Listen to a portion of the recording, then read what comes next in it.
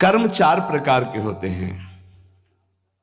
एक कर्म जिनसे यहां भी सुख मिले और परलोक में सुख मिले,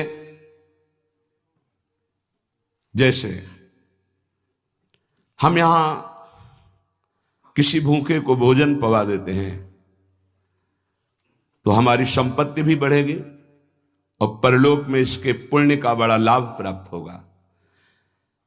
या हम ऐसी कुछ अपने धन से व्यवस्था करते हैं जिससे भजन करने वाले संतों को सुख मिले, जो सतमार्ग में चल रहे हैं उनकी वास की व्यवस्था, वस्त्र की व्यवस्था, भोजन की व्यवस्था, यहां भी तुम्हारे ऐश्वर्य बढ़ेगा और परलोक में भी भगवत कृपा प्राप्त होगी। औषधालय खोल देना, प्याऊ खोल देना, ऐसी व्यवस्था कर देना जिनकी व्यवस्थाएं नहीं हैं, उनको वस्त्र है, भोजन है, औषधि है, इस तरह की, तो यहां भी सुख और परलोक में भी सुख। पर ध्यान रहे, पोस्टर बैनर नहीं होना चाहिए। अगर आपने कहीं छपवा दिया या अपनी जबान से कह दिया तो उसका प्रभाव क्षीण हो जाता है, ये लोग समझते नहीं। आपने वृंदावन आए 100 संतों को भोजन पवाया, इसके बाद पूरे गांव में 4-4 जगह बैठ के कि वृंदावन गए थे, 100-2 संतों को ऐसा पवाया, संत भी कह रहे थे कि वाह भाई, और 100-100 रुपया भेंट दी। वो बड़ाई जो आप झोंक रहे हो ना, सब खाली हो रहे हो आप, चुप।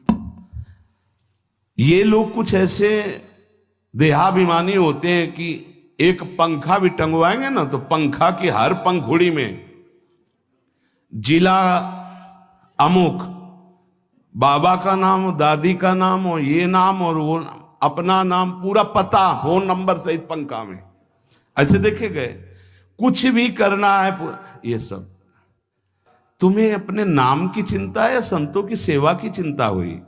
तो ये ध्यान रखो, जिनमें यहां भी सुख मिले और परलोक में सुख मिले उसे सत्कर्म कहते हैं। सत्कर्म गुप्त होना चाहिए, पर अभिमान गुप्त होने नहीं देगा, पक्का। वो चाहे दीवाल से कहेगा जरूर। ये अंदर देख लेना, फूलन आएगी, कहना कुछ तो ऐसा कि बाद में संत पाएंगे, पहले ही परिक्रमा मार्ग में बोर्ड लग जाता है, आज यहां 100 संत सेवा और अमुक जिले के अमुक अमुक अमुक ऐसे। तब ये लगता है कि कैसे तुम नादान बच्चे हो, तुम्हें इतना बड़ा सौभाग्य सुकृत का मिला था, इतना महान सत्कर्म, और तुमने सब मिटिया मेट कर दिया। और उनको लगता है कि सत्कर्म का फल यही है। 100 रुपया के अगर फूल डालने हैं तो फिर 100 लोगों को तो पता चलना चाहिए कि वीडियो में कि हम ही फूल डाल रहे थे। बड़ा हम का खेल चालू है। ये कर्म तभी परलोक में आपको मिलेगा जब यहां आप गुप्त रखें। देखा है आपने गुप्त कैसे कमाई की जाती? बहुत बड़ी यज्ञ की थी। मैदा फैक्ट्री के मालिक थे। जब वो आते थे कानपुर में गुरु आश्रम में संत दर्शन के लिए, तो 20 गाड़ियां उनके साथ होती थी। वो आधा किलोमीटर पहले ही रुक करके नंगे पैर पैदल आते थे। जब वो यज्ञ करवाए तो एक हाथ में झाड़ू सोहनी और एक में डलिया, और जो ऐसे खा पी के दोना पत्तल फेंक देते वो उठाते। कहीं कोई पोस्टर नहीं, कहीं और इतनी दिव्य, सब खान पान सामग्री सब ऐसी। और वो केवल चेक करते थे अपने कार्यकर्ताओं का, झाड़ू लिए हुए वो लिए। कोई जैसे पूछता यज्ञ कौन करवा रहा, तो बोले हमको तो यहाँ दोना पत्तल फेंकने की सेवा मिली, हमें तो पता नहीं। कोई जान नहीं पाया कौन करवा रहा है। अपने लोग इसलिए जानते थे कि प्रेरणा से हो रही थी। ऐसे सत्कर्म की कोई जान ही नहीं पाया कि किसने करवाई यज्ञ। और इतना बड़ा खान पान, कानपुर महानगर जहां लाखों लोग खाते पीते, उनके पास कोई कमी नहीं, कहीं भी कोई अभिमान का लेश मात्र नहीं। दूसरा मतलब पहला है जो इस लोक और परलोक दोनों में सुख प्रदान करे, वो ऐसे धार्मिक सत्कर्म। दैन्यता की मूर्ति, साधुता अपने आप आ जाएगी जब आप ऐसा समर्पण करेंगे।